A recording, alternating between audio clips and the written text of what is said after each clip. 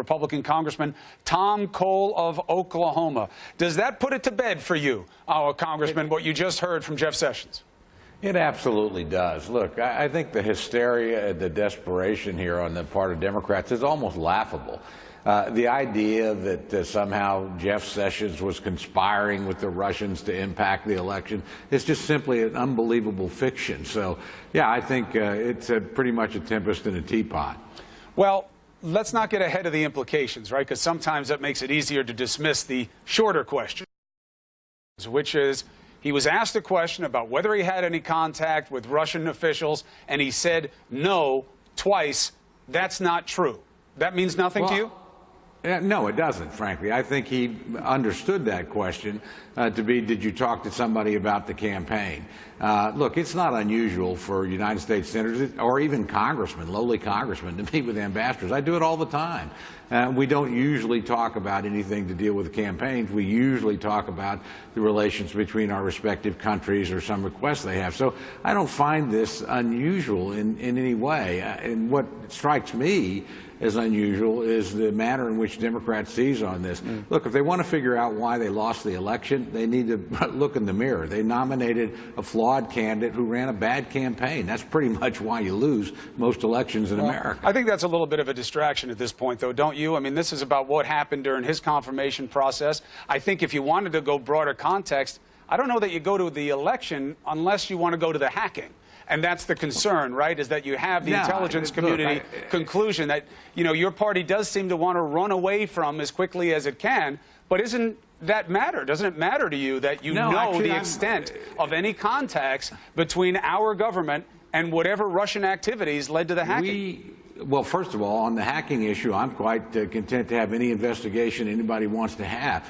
Look, other countries try to impact what happens in the United States. Quite frankly, we try to impact what happens in other countries. So that's not unusual. I mean, the first interference in an American election was in the 1790s by the French government. So that's sort of normal. The real question here, did it have any impact on the election? No. Now, do we want to know what the Russians are up to? Of course we do.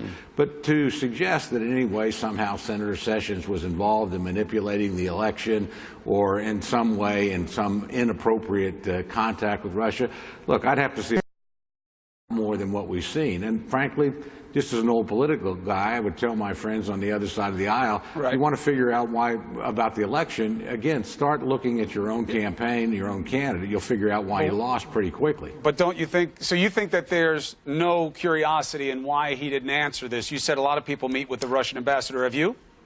No, I've not. Well, I met with him in a green room once, actually. So no, not really. But in my office, no. Okay. But do I meet with ambassadors on a regular basis? Absolutely. I have dinners at embassies. Right, but not the Russian ambassador. And the reason I ask is that Claire McCaskill, who's on that same committee with Sessions, also says she never met with the Russian ambassador, let alone alone in her office in a private meeting. She's also in the minority party. Maybe you'd like to talk to somebody in the majority. Look, it's who they meet with. The real question here, was there any impact on the election? Did Senator Sessions do anything improper? No, he didn't. If he misspoke, he should issue a clarification. But frankly, I think he took the question to mean if you talk to the Russians about the campaign, and I think he probably responded appropriately when he said no. I think this is there's some confusion here. I think that's all there is confusion. I don't see anything sinister. There's certainly confusion. I don't think that's speculative at all, because he gave an answer that was fundamentally inaccurate. But to your question and to your suggestion, if the Attorney General knew that there was a meaningful distinction between a meeting he might have had as a senator on a certain committee and as a Trump surrogate, don't you think he would have pointed that out? Don't you think he would have said, yes, I did meet with this person twice, but it was in this capacity, not in this capacity? You know, I think he probably, in retrospect, would like to have said that. But the real question here, look, you do lots of meetings. The schedule is pretty packed. I just don't see this as that significant. And again, if the implication is that somehow this is why, quote, the Democrats lost the election, and I think that is the implication. It's not. I think it's as much of a defense mechanism right now as it is a justification by the Democrats, because every time any question comes up about telling the truth, you guys say the election's over. I think everyone should accept that at this point, but you do have this other context. If you want to talk politics, lying under oath was sure a big interest for you when it involved I don't Hillary think Clinton. he lied under oath. I think he probably wasn't as clear in his answer as he should have been, particularly given the fact that we have this sort of hysteria on the part of our friends on the other side of the aisle. So you think all questions look, about Russian intervention are hysteria? No, I think I actually said earlier, if you go back and rerun the tape, I think an investigation's appropriate. Do I think they had any impact on the election? Absolutely not. All right, but that's your conclusion. It doesn't mean you shouldn't ask the questions. What's the hysteria? Bob, the question's fine to ask. What's the hysteria? The hysteria here is a lot of my friends somehow believe the Russians managed to manipulate the election, and somehow, President Trump is sort of a Manchurian candidate to mix China with Russia. But that's just, it's just not what happened. But what does that have to do with what happened with Sessions? We just had Sessions not answer questions accurately. That's the extent of the inquiry right now. If this is the biggest inaccuracy they can find in hours of testimony under oath, I think it's just laughable. Look, I think the guy probably sits there for 8 or 9 hours, answers multiple questions, maybe made a mistake here, either didn't recall or wasn't clear.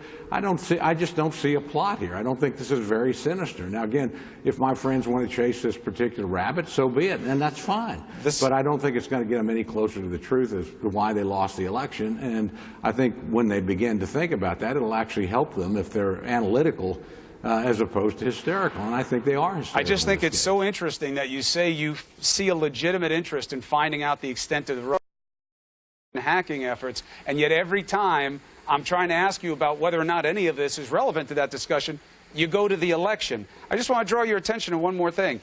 The second conversation between Sessions, according to the Washington Post, and this Russian official happened in September in private in Jeff Sessions' office. Both meetings, one which you could excuse as just coincidence at the convention, happened after the U.S. intel officials disclosed that Russia was attempting to interfere in the election. Why wouldn't Sessions have seen that as relevant to disclose?